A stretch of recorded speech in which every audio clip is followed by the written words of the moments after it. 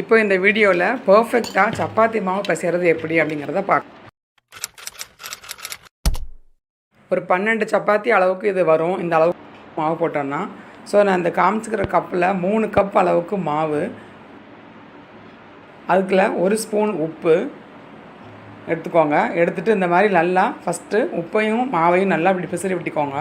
3 cup மாவுக்கு 1 cup அப்புறம் கொஞ்சம் எக்ஸ்ட்ராவாக தண்ணி வரும். இப்போ நான் 1 கப் மாவு ஃபஸ்ட்டு தாராளமாக கொஞ்சம் கொஞ்சமாக விட்டு மாவை ஃபஸ்ட்டு பிசைஞ்சிக்கலாம். தண்ணியை மொத்தமாக ஃபுல்லாக ஊற்றினோன்னா அந்த பக்குவமான மாவு வராது.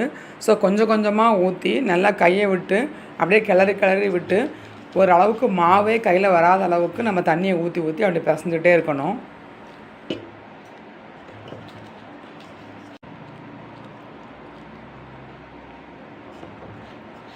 இப்போ பாருங்கள், எல்லா மாவுமே தண்ணியோடு சேர்ந்து இந்த மாதிரி ஸ்டேஜுக்கு வந்துருச்சு.